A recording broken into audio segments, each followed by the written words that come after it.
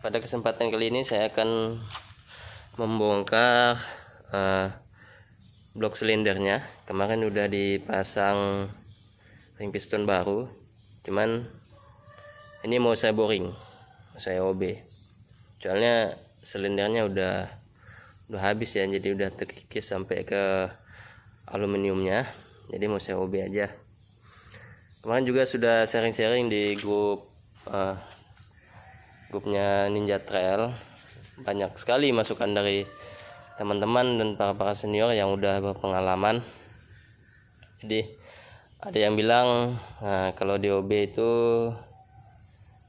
lebih baik jangan, lebih baik ganti baru daripada di OB, karena kalau di OB ini bisa cepat panas, bisa overheat. Nah, kemungkinan besar nanti, kemungkinan terburuknya pistonnya tuh pasti nyangkut itu kalau overheat. Tapi ada juga yang bilang yang udah pernah nyoba pakai silinder blok yang sudah di OB. Ini pengalaman dia pribadi. Dia pernah bawa Ninja Trabas itu today, katanya event 2 hari, dan alhamdulillah Ninjanya aman-aman aja. Jadi sedikit masukan dari beliau yang mungkin bisa saya tiru dan juga bisa teman-teman aplikasikan di Ninjanya. Kalau mau di OB ini untuk besarnya untuk ukuran pistonnya ini dia harus longgar. Jadi kalau dimasukkan tanpa ring dia harus slut gitu, jangan agak keset. Kalau keset itu bisa nanti overheat, karena kan dia kan memuai piston dan head yang udah di silinder yang udah di boring ini kan memuai.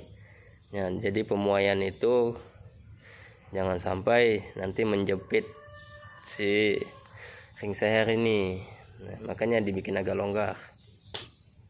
Kemudian trik selanjutnya yang beliau kasih masukan ke saya, untuk pengaturan oli samping, kita di tangki boleh dicampur boleh,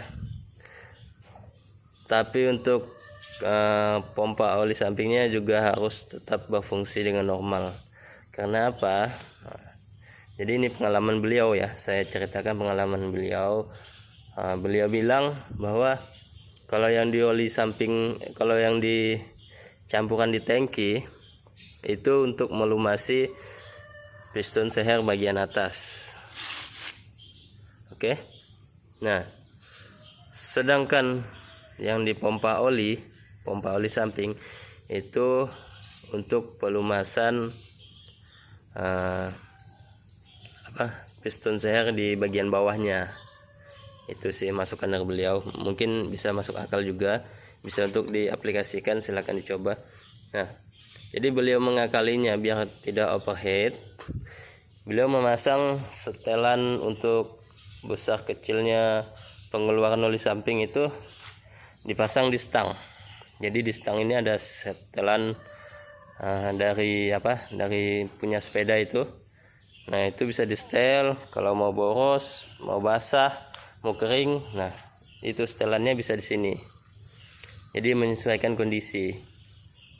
Biar apa? Biar tetap menjaga silinder ini tidak overheat. Kemudian yang ketiga, beliau juga pakai radiatornya bawaan Ninja. Jadi beliau tidak pakai radiator yang SE. Kalau SE insya Allah dijamin pasti aman. Beliau pakai radiatornya original Ninja yang dibelah dua.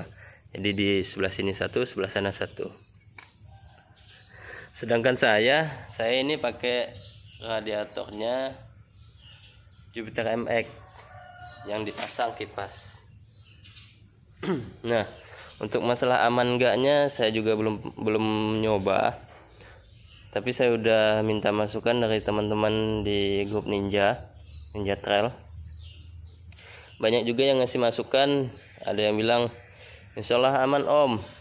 Nah, yang penting kipasnya dihidupin, jangan sampai off katanya, karena kan radiatornya MX ini kan kecil, jadi kalau mau tetap dipasang ya kipasnya harus on terus. Itu sih masukan dari beliau, dari teman-teman. Nah, karena kan kalau kita terabasan ini kan tidak laju ya, tidak top speed lah, jadi angin yang masuk ke radiator itu kurang, makanya dibantu dengan kipas. Oke, kayaknya sih kalau saya lihat-lihat, kalau saya dengar-dengar dari masukan teman-teman nih aman ya.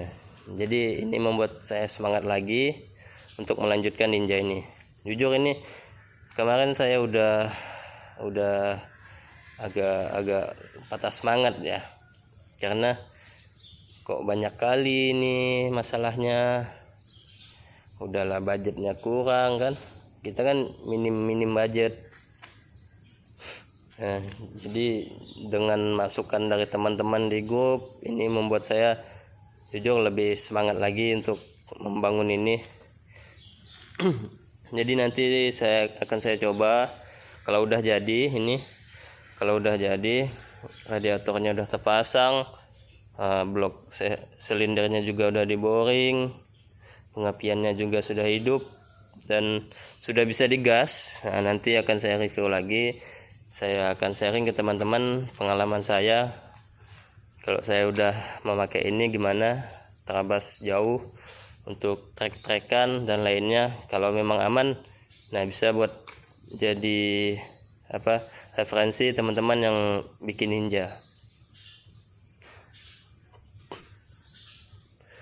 Oke, ini nanti akan saya buka, akan saya boring, saya bawa ke tempat di dekat daerah sini ada.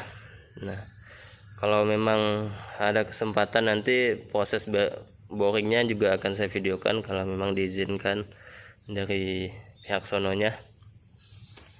Kalau memang kebetulan pas lagi ini ya, soalnya dia bilang prosesnya ini nggak bisa cepat, makan waktu sekitar 3-4 hari. Karena memang benar sih, karena kalau masang boring ini kan dipanasin. Nah, setelah dipanasin baru dipasang ininya silindernya. Nah, setelah dipasang itu didiamkan 1-2 hari sampai dia benar-benar nyatu. Nah, baru nanti di porting lagi.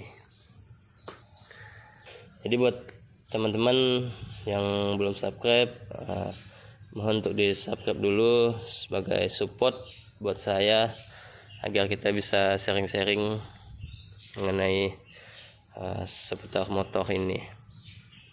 Oke, mungkin di bagian pengapian saya juga sudah beli pengapian YZ Thailand. Nah, yang banyak sudah terpasang pada teman-teman. Saya mau coba apakah, katanya sih PNP. Untuk tokonya nanti akan saya cantumkan referensi teman-teman. Saya juga sudah izin sama tokonya, Mas, saya izin ya buat videoin nanti. Kalau memang ini benar PNP ya berarti rezeki buat Mas yang punya toko. Kalau memang enggak PNP ya kita jujur-jujuran aja, soalnya takutnya nanti teman-teman pada beli kecewa. Nah, oke, untuk proses pemasangannya nanti saya tunggu barangnya datang. Kemarin baru dikirim, mungkin besok atau lusa udah nyampe. Oke.